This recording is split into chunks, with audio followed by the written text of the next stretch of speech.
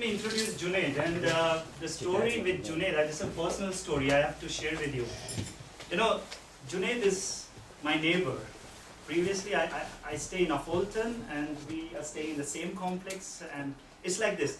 Whenever I used to see Junaid, he was always in shorts, something in summer or winter, and I was like, this guy goes in the morning, let's say at office time, where he goes with shorts, and he comes back at 7 or like 6 o'clock in the evening with shorts. And then one evening, I was coming back from my run, and I was, and we were in the lift. Junaid, do you remember that? Yeah? We were in the lift, and you know, he's always like this standing, you know, straight. So he just asked me, so how was it? I said, yeah, good. But quickly, I want to ask you one question, because I knew, you know, I was in the I will get down at the 2nd floor, and he will go further to the 4th floor. And then I said, Junaid, quickly one, are you a sports person? He said, no, I was. So what are you doing now? He said, yeah, I'm a trainer now, I train sports people. I said, okay, then check my, you know, go to my website, that's it. And then so. Then was my Greifen Lauf, my first half marathon with Anindya. And I was like 80 kilos, you know, big fat belly. And then I tore my meniscus, that's the muscle over here and then around the knee.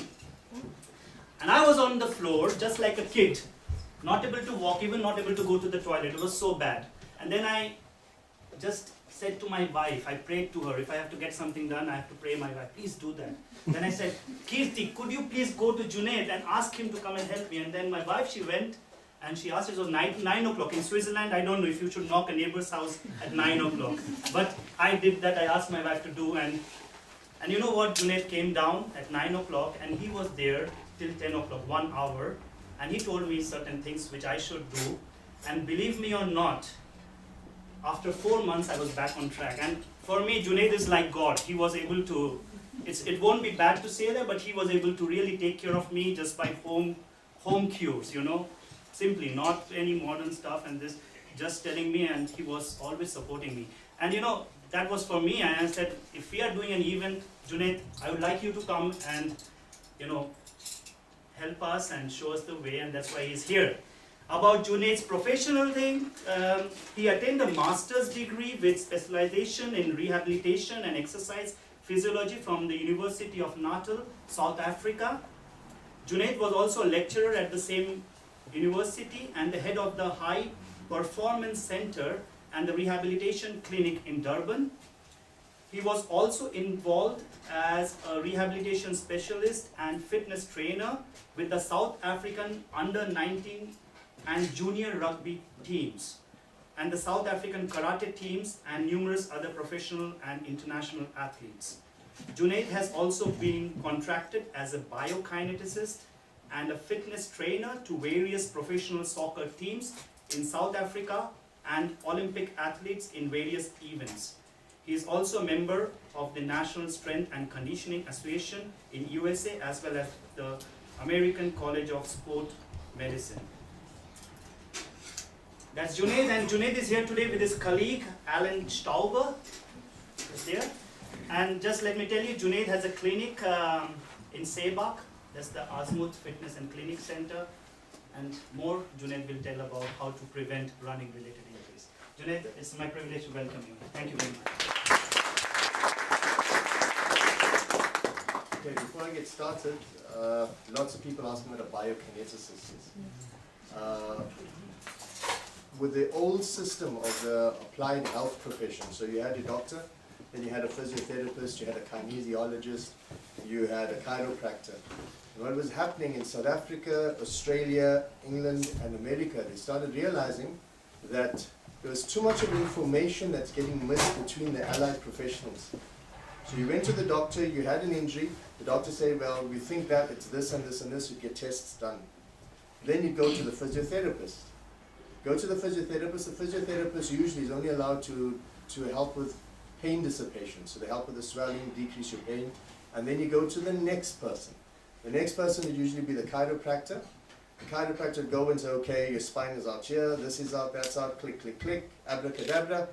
You go to the next specialist. Finally, you get to the exercise trainer, who try and increase your muscle strength and stabilize everything to make sure that it doesn't happen again. During this whole yibbly-dabbly-do between professions, information was getting lost. People were dealing with one section at a time. So at the end of everything, after a year of total rehabilitation, the person would get injured again. So we started doing studies into what the problem is. Why have we got all these allied professionals and there's still a high rate of injury? What was happening? We looked at patient education. Maybe it was a problem with patient education. Maybe it was a problem with the way the different allied professionals were taught. Maybe there was a problem with the techniques we used. And over a 5-year period, they started realizing that the major problem was there was too much information being lost between these allied professionals. So what they did in South Africa and Australia especially, they came up with what was called a biokineticist or a rehab specialist. And that is somebody who does everything everybody else does, but in a holistic manner. So what we do is we look at the person as a skeleton first. We look at your structure first. And from there we start working through what your problem is. As you might know, everybody's not created the same. Each person's skeleton system is totally different. You have variations of almost 20% between siblings. So you can have your brother and your sister, and both of you can have variations in the length of your bones. You understand? And this is where the problem came in. Because what was happening is, if you went to a physiotherapist, you had a specific way of doing rehabilitation. So if you had a knee problem, that's the rehabilitation you do for that knee problem. You go to the chiropractor for the same knee problem, that's the rehabilitation you did. But these guys were not communicating. They were missing the bigger picture. So what we started to do was we started looking where the problem was. And the first thing we realized is not all humans are created equal. And this is an important fact, because from an osteopathic point of view, from a bone point of view, there are small differences of 1 to 2% in your bones that change the leverage force of your muscles. So you can have two guys both 2 meters tall. One guy's got long shin bones, and his shin bone goes slightly inward from birth already. He has a slight curve of his shin bone inwards. The other one has it straight. One will get more ankle injuries on the outside. The other will get more problems with his tendons on the inside of his foot. Just from his skeleton. When we started realizing that, we started looking at what everybody else was doing from an education point of view. And we started realizing that the medical system was symptom related. So everything was about the symptoms and not the cause of the problem. So we started becoming what's called causal professional rehab specialists. So we try and find what the cause of your problem is and not how to relieve the symptoms. And again, it comes back right to the source, what your skeleton looks like. Your skeleton is a genetic predisposition. It's something that's passed on by a genetic line. But what's interesting, if you won't get the information, but if you have to look at journals on osteopathy and look at how bones come together and how bones are formed, you'll find that your genetic influence on your bones is influenced by at least 5 generations within your family. So the last 5 generations has almost a 90% effect on how your bones form. So just because your dad had a certain ratio of bones doesn't mean you're going to have the same thing. It's affected by 5 generations of molding and finding out what would be the best situation for that organism. So you'll find that most of you are running, most of you start getting little niggles, knee pain, foot pain. Some of you might be running together, but one guy gets a foot pain, the other gets a hip pain. We're doing the same mileage, we're running the same course. How is it that he gets a foot injury and you get a hip injury? All comes back down to your skeleton. Because your skeleton dictates how your muscles work. Does that make sense? Because it's important. Because as soon as you have this picture in your mind, an injury is not the end all and the Armageddon of your running career. It's just your body telling you that you're using your body in a way that's not efficient for a skeletal point of view. So you have to find out what works and what doesn't. Most runners go on feel. So it feels good, you run, you feel, oh, this feels nice, it feels nice. You go out the next day, this feels okay. This goes on for 3 or 4 months, 5 months, 6 months, and bang, you get an injury. I don't understand why I have an injury. I don't understand, how could I get there? I've been doing everything correctly, I've been careful, why do I have this injury? And then you'll go for physio, go somewhere, and say, oh, that's tight. Okay, that's tight, that's where I have to stretch it. So you start stretching it a lot. And then you go out for a run. As soon as you start increasing your mileage, it starts again. You say, oh, I don't think it's strong enough. What's not strong enough? If you're having a problem in your calves are not strong enough. So you start dealing with the calf. After a while, the calf seems to sort itself out because you've changed the way you run. Then you start getting pain in your back or in your hamstring. Why do I have pain? This doesn't make any sense. My calves are strong. What's wrong with it? There's nothing wrong with it. It's just your body has been adapting according to the strain you've been putting on it. So the more strain you put on your body in a way that it's not comfortable with, long term, it loads up. It loads up. It loads up until it says, no thank you, no more.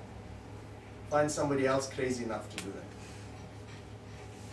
And then you try and find a way of healing it. As you're healing it, you'll try and start running again. First you say, okay, don't run, take it easy. So you take it easy. You slowly start coming back. And then something else starts giving you a problem. Why? Because you change your technique. Subconsciously, your mind works in such a way. You have your conscious mind, you have your subconscious mind. Within the subconscious mind, you have a protective mechanism that works for your body. That if you have to hurt something, your subconscious mind will change and correct that mechanics just slightly, 1 or 2 degrees, that you don't have pain anymore. Because whether you like it or not, we might be rational creatures, quite intelligent, but we still follow the rules of the animal kingdom. If you're injured, you die. The strongest survive. So what does the body do? The body changes it that you have no pain. Because pain, limping, means you're a weak animal, you get eaten by other animals. So your body actually does it. This is an old primitive program that changes everything without you even realizing. So you go, now this feels okay. And something else goes. But we'll never link it. We never link the problem. We always put it down to something we did in training. We always take the blame. Oh, I think I did. Oh, it must be that bloody hill I ran down. I told the guy not to run on the hill, but we went there. He thought it was better. But you pull something. Now that guy might be not the best guy to run with. I need to find someone else to run with. That's not the problem. The problem is you need to know what your structure is.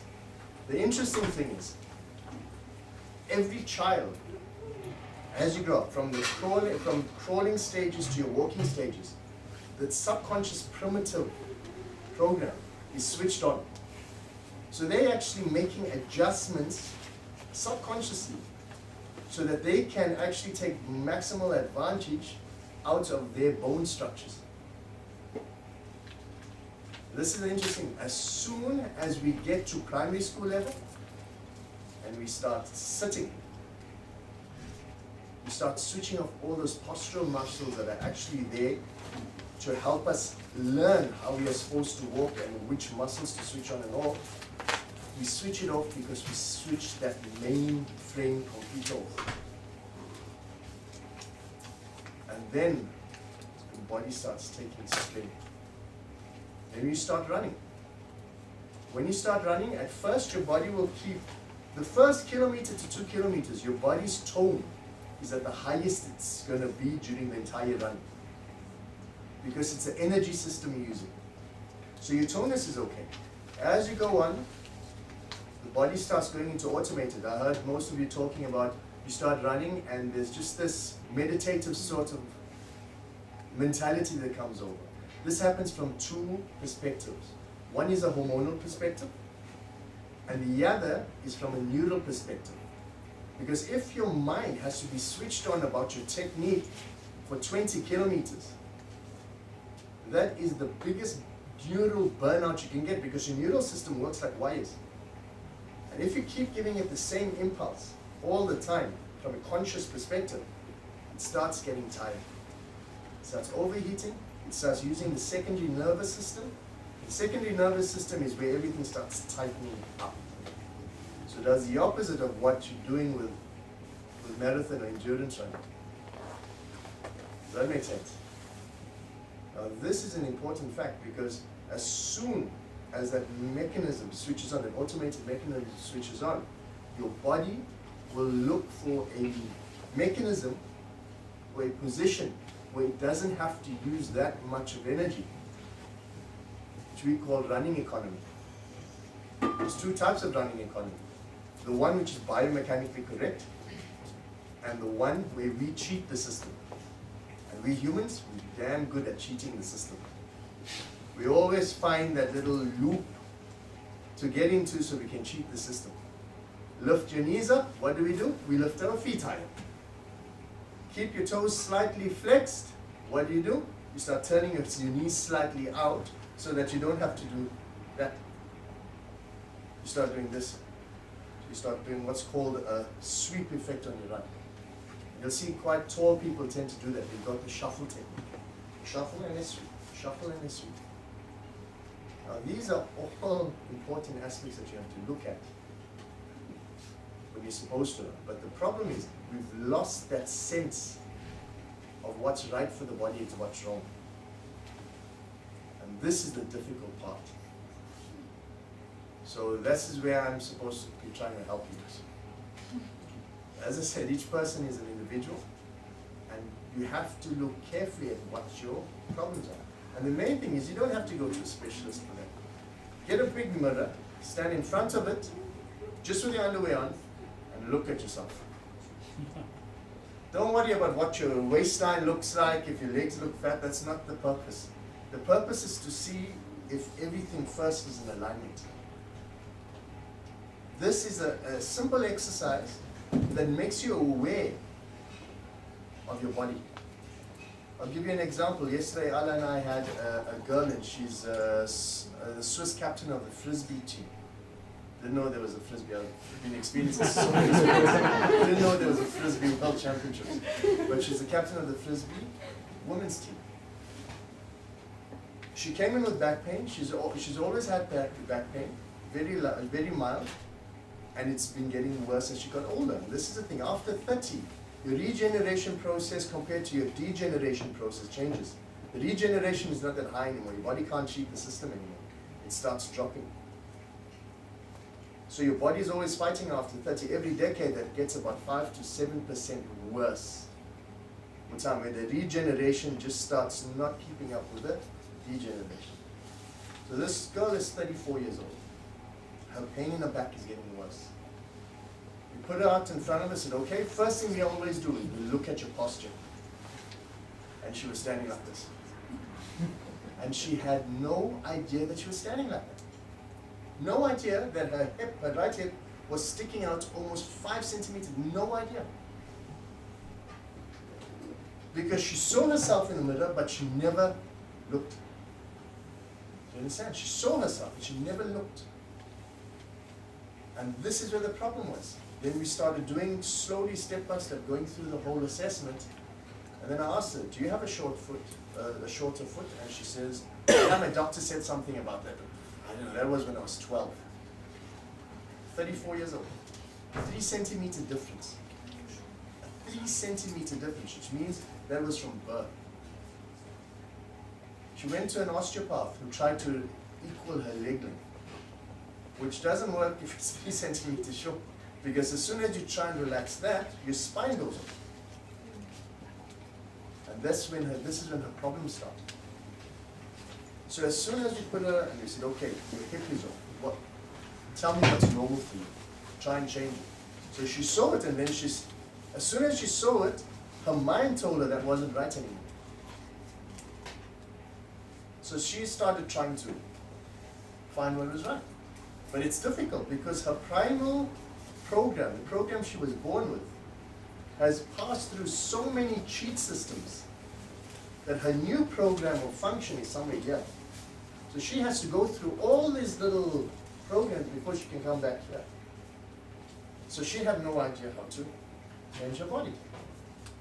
And the simplest thing for anybody is to just stand in your underwear in front of your body. Make sure you close the windows, don't let your neighbors see you because they'll think you're a little crazy. Just stand in front of them barefoot and look at your body. Even if you have to make little marks on your mirror to see your shoulder, your leg, your shoulder position, it's absolutely important. And if you do this, every morning you get up and every evening you go to bed, your mind starts processing what's wrong. So all the little fine muscles start saying, aha, I need to be aware of this. So when you sleep in it, this is important. The reason I say do it in the morning and the evening. In the evening is when your body regenerates, and that system, that mental programming starts. Just a question, what do you mean by regenerate and generate? Is it what sense? What context? Your body. The metabolism. Your whole body during the day. You're talking about energy, so when you get Your energy, cells, your muscles, your bones. So your regeneration time is at night, if you sleep properly. So if you do it just before you go to bed, the mind says, okay, that's what I have to do. You sleep, it keeps that in a subconscious process. When you get up in the morning, you get up, you say, okay, that looks okay. It's a check system. Okay, I need to do that. That's straight, okay, fine. And then you start your day off like that. During the day, your body will go back to its bad habits. Come back in the evening, you're changing. The interesting thing is, just by doing this by yourself at home, every day religiously, 7 days, there's no break and 1 day off. Doesn't work. Every day, morning and evening, just take about 3 minutes to 4 minutes of your time just looking at yourself. And I guarantee you, in 28 days, that's how long the neural system takes to change one program to the next. It'll start changing. And you slowly start changing slowly. Because you're now more aware of what your body, if you're aware of what it looks like, we're sensory creatures. We work with our senses. So if you're a sensory creature and you look at it, say, okay, that's straight. It starts building this program and this sense of awareness of your body. What will happen initially is as you start doing that, after 1 or 2 weeks, you start feeling little back aches, little back pain. These are your muscles and your ligaments starting to change position. They haven't been there, and they're saying, I don't like this position. It was nicer in the other position. It was so much better, I could do what I wanted, I didn't have to work, and now you're making me work. What the hell is wrong with me? So you start getting this little aches and pains, but it starts going away when the body says, aha, I see the big picture now. And it slowly starts improving. The interesting thing is, people who do that for about 3 weeks, the first thing that they tell me is they always feel the bottom of their feet with running. They say, I know what it is. The last week or so I've had this pain under my feet like muskelkater. I said, well, that is muskelkater because it's the first time you're using your feet correctly. And this is an interesting point because how many of you have gone for inner soles, elaga and things like that for your feet? All of you. Because we're always told that the problem is the feet. What if I told you that the feet are dictated by the hips? What your hips do? And how many times have you had your hips checked? None. Because this is an interesting thing. The reason why most of you people will say you've got a problem with pronation. Anti-pronation would be better for you. That's true in 0.1% of all runners because of their bone structure and formation. 0.1%. You put in those elaga, you start running, and after a few years you have to get new ones. Why? Because you're still putting the same force on the inner sole. Nothing's changed. With the inner sole there, you're actually making it weaker. Because if it's supporting, why should those tendons and muscles work? Doesn't need to. Your body works on a simple principle. Use, disuse. You don't use it, you lose it. And this is an important fact because as soon as you use it, the e-lage is good where you're trying to learn something initially and use it just to try and feel where the feet are supposed to be in the right position. You take it off and try and keep the feet in. If it gets tired, you put that back in and you try and find a position. This is the early part of correction. Once you correct, you don't need it anymore.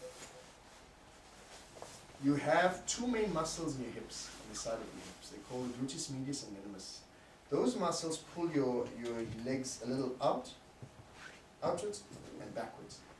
What these muscles do is when you're running and taking impact, they allow the impact to come up the leg into your butt, where it's absorbed and then used again. But if those two are weak, they can't take the force, they're not in the correct line to take impact. So what they do is they rotate inwards. See my feet? They start rotating inwards.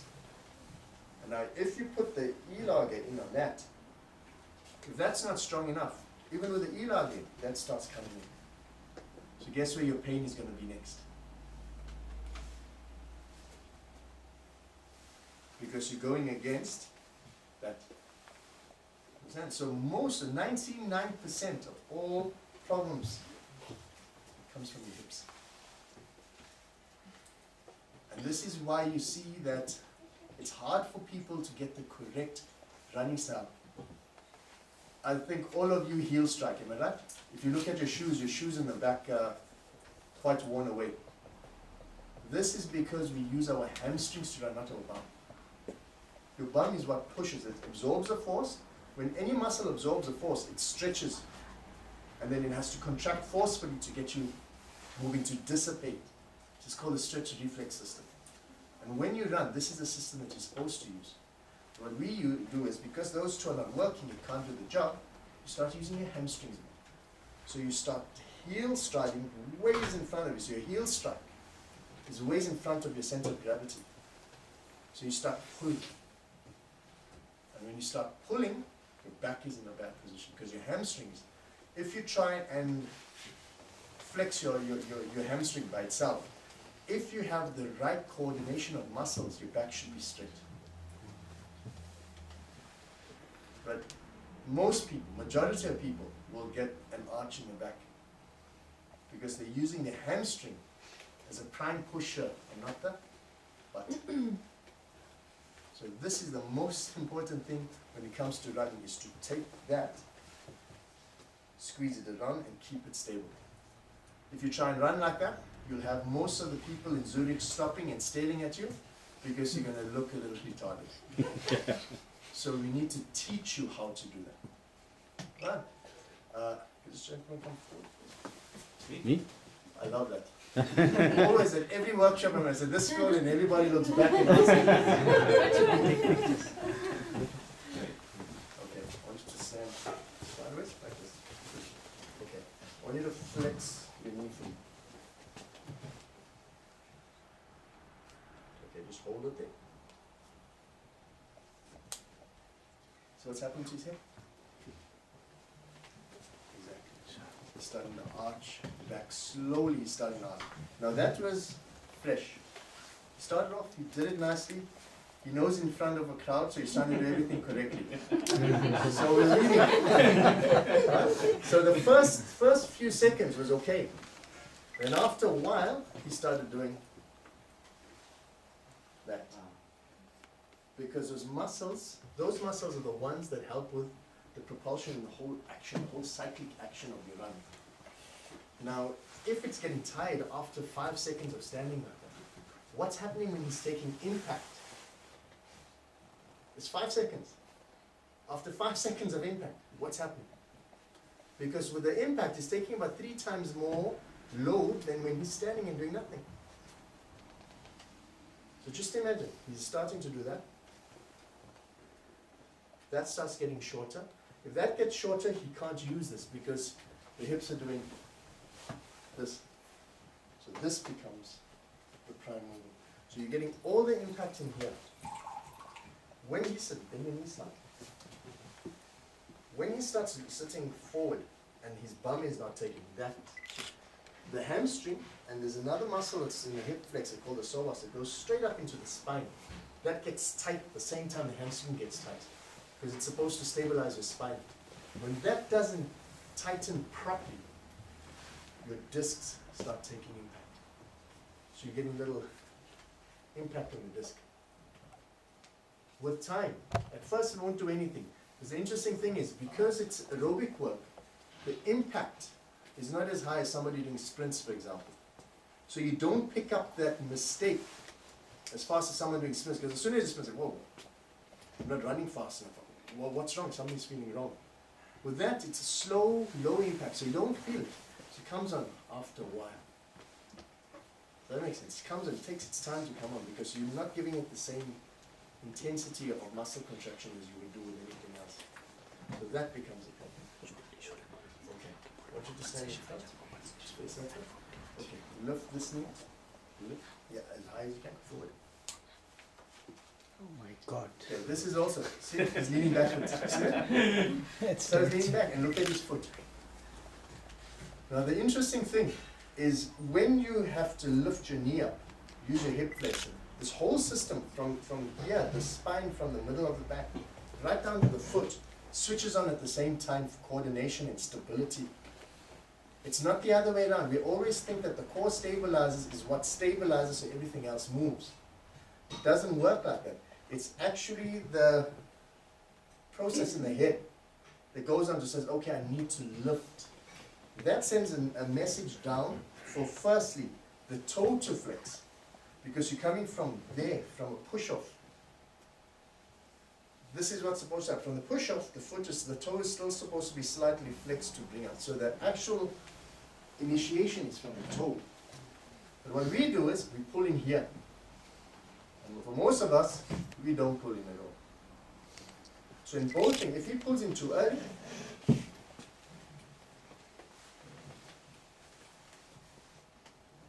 he'll do that with his foot.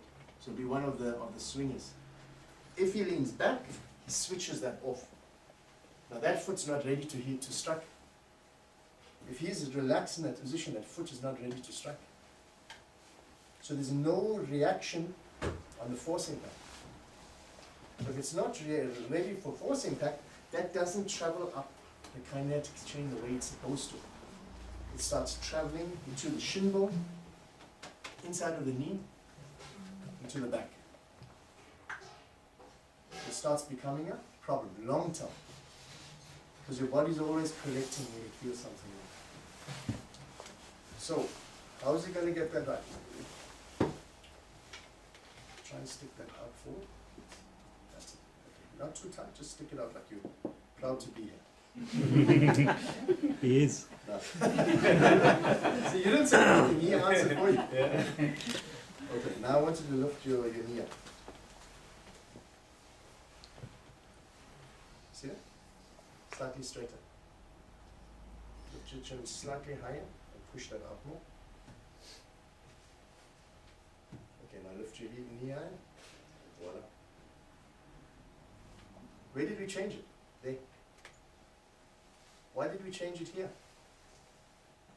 The collarbone, the Schlüsselbein, is the most important part of the total base for your neck.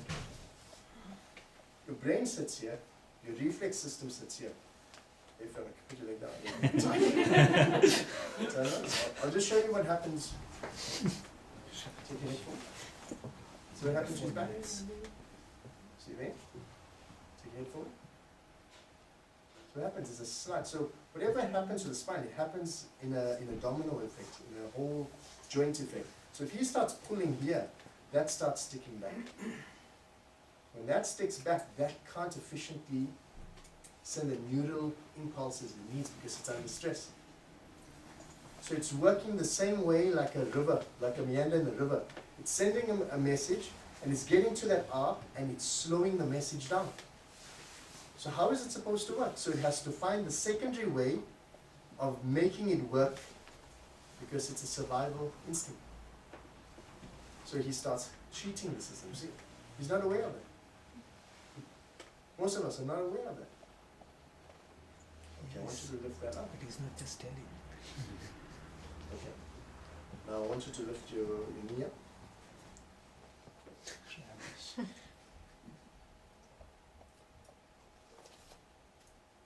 Okay, now stick this out. See, when he didn't stick his chest out, I asked him to stick. The first thing they usually tell you in biomechanics is stick the chest out. It's the wrong cue, because you stick there and you arch there. So you're going to stick that out. There we go. Hold. Okay, now drop your foot. Okay, now do it your normal way. Now drop your foot. You see what happened? He had to take, he couldn't drop it in a straight line. Push that forward again, lift the foot. Push that forward, and down, and again. Good, down, good. Now do it your old way. See, that was quite stable. Do it your old way. See how much wider he goes with his foot now. Up again. See how much he's leaning over the side. Okay. Now I'm just making you aware of that. Now I want you to be aware of that again. Watch how much he leans and where he puts his foot down. Stick that up. Okay, lift. Okay, stick that up. Okay. Again, hold. Okay. Stick. And slowly up. That's it. Now do it your old way. You see how much a move is on his body towards me. Now this is exactly what you start doing. When you do this initially, this is what happens in the first 2 Ks or so. And after that, your body starts changing the system to cheat. It starts getting your feet to go over your midline more so you don't get swayed. Now, if he stands in a neutral position, if he's using a line and he's running, put this foot. This should be his running work, right? In line with his hips. Put the weight on it, just lean forward and put the weight. Okay, now, take your foot in more. This is what happens when your body starts going to the automated, it starts going over your midline some more. Okay, go forward. See what happens to the foot? The foot starts collapsing in. Feel it? Yeah. This is what happens after about 2 or 3 kilometers. And then as you go on 5 kilometers, 7 kilometers, it gets worse and worse and worse. The more automated you become, the more economical you try and find, the worse that becomes. And this is where runner's knee comes in. Because that's going in, this is tightening up. So your kneecap is not tracking the normal weight, it's tracking too far to the impact muscle. And that's how your runner's knee starts. Does it make sense? Just stop me if it doesn't, because my job is to make you completely aware of how your body works. So when you leave today, the first thing you do is you walk properly out of the door. That's the first step, baby steps. And once you can walk out the door properly, lie down in bed properly, then we can start working with the jogging. Because that's the small processes, the small things you do in life that correct all that. So this is what you want to correct. The easiest way to correct that, first thing, is to just use, when you're warming up, for example, just to use a line or something on the road or on the track, and just do that once a week. Just try and run with your feet just on the outside, according to your hip, what feels comfortable for your hip, and just run on the outside of that line. As soon as you're going to see, when you concentrate on it, so, oh, okay, okay. As soon as you look up and you look down again, you'll see you go over that line. And that's going to bring about problems. Right? So this is how it starts. So everything is about posture. And posture decides how your hips work. That's your pyramid. This is the pyramid, this is the base of the pyramid.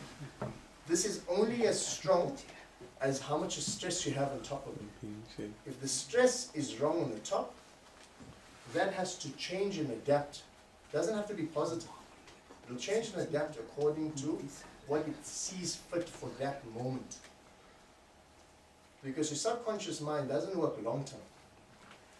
You work second after second after second after second. So you can get in one day with such a problem, you can get over 60 different changes in your whole skeletal system, which is totally different from the first change. Just because it's trying to find that, and that is trying to find a right position over that, not to stress your body. Okay? So first thing you do is mirror. Look at yourself in the mirror. Stand in front of the mirror. Don't be critical of yourself. Look at your bone structure and what you look like. Try and figure out what's off, what's on, and try and correct it yourself while you're looking at it. Start from the feet and work up. Always start from the base. Work up. See if you're pronated or you're not. Right? Watch if your knees are in line with your feet and not in or too far out. Right? Make sure that the hips are on the same line and that your feet are in line when you're looking at yourself. So there shouldn't be any deviations. Look at the side. See if one side is shorter than the other side or not. Try and correct it. Watch your shoulders. See if one shoulder is forward or dropped. Correct that. And try and hold it. Just hold it for 2 or 3 minutes. Just try and hold it and watch yourself, okay? That's how I'm supposed to be. That's how I'm supposed to be. Before you know it, it'll start tweaking. Because what you do statically has to be transferred when you start moving. So anybody who sits in front of the table like this, guess what they do? They run like that. When their body can't take it, they start sitting back when they run. So they become hamstring runners. So it's all dependent on your lifestyle. So this is the simplest thing I want you to do. Number 2. This is the most retarded thing I'm going to ask you to do. When you're walking upstairs, right, at work or wherever, what I want you to concentrate on is when you're walking up, stay on your toes and push off your small 3 toes. Don't push off your big toe. This is a big mistake that's made biomechanically. This is why so many people have hallux problems in this day and age. People who walk barefoot in Africa, the Aborigines in Australia, people in India, especially the south, who are working on the farms, they all push off the small toes and not the big toe. The big toe anatomically is a braking system that your knee doesn't come in. Because if your knee comes in, the ligament on the inside is closely connected with your meniscus. If you tear that, the chance of injuring your meniscus are way higher. So the toe is made to make sure that that doesn't occur. But since we've been sitting, we've become big toe push-offers. That's what we are. And that's what we are. We're push-offers. We're big toe push-offers. And this is where the problem is, because as soon as you do it, is you push off. Your knee comes in. Stand in front. Okay. Put all your weight on your, stand on this leg. Put all your weight on your big toe, like you're pushing it. Yeah. Push as hard as you can. Okay. Now, push off your 3 toes, your small 3 toes. Again. See, that opens the hips up. Push on your big toe again. See what happens? Everything goes in. Everything collapses. Because you're using a braking system as a propulsion system. Just imagine you're trying to go faster on the autobahn and you hit the brakes. What's going to happen? It's simple. You need to hit the accelerator. The last 3 toes are the accelerator. The interesting thing about that, there's a small muscle in your calf. Everybody worries about the big muscles. You always hear the soleus, you hear the gastrocnemius is always talked about. These are just your movers.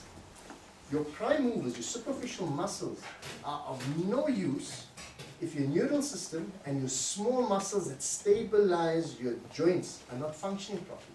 It makes no difference. Those muscles get injured because your small muscles are not working properly. So when you walk up the stairs and you're walking up the small toes, you're walking a muscle called the posterior tibialis muscle. This muscle goes underneath to the arch of your foot, and it holds onto all the small bones and makes it as compact as possible so that your calf muscles can work properly. If that's weak, you collapse. So your foot collapses inwards. Your knee is under strain, hips under strain, your back's under strain. So when you walk up, Try. Indranil can do it because he comes home late usually, so he can do it up the stairs to his home. No one's going to see him. Try not to do it at work with co-workers because they might not go to lunch with you anymore. Try and as much as possible, push up those 3 toes. Push up the small 3 toes when you're going out. This is interesting because when you do that, the poster works with that muscle. So when you switch this on, you saw what he did. When he did that, the hip went out. It switches a muscle. The muscle switches on, that bad boy starts working. That bad boy starts working, your core stabilizers start working. I want you, everybody, to sit facing me. I'm going to show you something. Try and pull, they call it the beckenboard. Try and pull that in as tight as you can. Pull that, try and pull your belly button and below towards your spine. See, you all look like you got asthma. You see that? Okay, now I want you to squeeze your bum like you're lifting off the seat. Squeeze your bum. You'll feel there's a piece of that beckenboard and they contracted automatically. That's how the beckenboard works. For the last 10 years, they've been talking about the core. They realized, this is the mistake we have in science at the moment. They realized that that was one of the main muscles to work. So it went out into publications, into science publications to say the core stabilizers to the transverse abdominis is so important, it needs to stay strong. So we all started focusing on that. But the problem is that doesn't work by itself. You saw what you did when you did this. All of you. Now just imagine running like this. Say keep your core tight. Just imagine running like this. You'll never make it past 3Ks. You'll be the most strenuous 3Ks you've ever had in your whole life. If you squeeze your bum lightly, just get tension in your bum. You don't squeeze it that you look like someone that came out of the zoo. Just slightly squeeze your bum, that your posture. See what happens? You see, you did it now. You felt that. It goes up automatically. Because that pushes up your beckenboard. As soon as it pushes up and round slightly, that this automatically pulls in. When that pulls in, your diaphragm is relaxed. Pull that in again, just that. Just pull that in and try and take a deep breath in. I've never seen so many red faces before, even on the brown people. Now, squeeze your bum. Now breathe in. Easier? Easier? This is how your beckenboard works. Now I want you to put some pressure on the outside of your thigh and push your knees out while you're sitting there. Push your knees out and squeeze your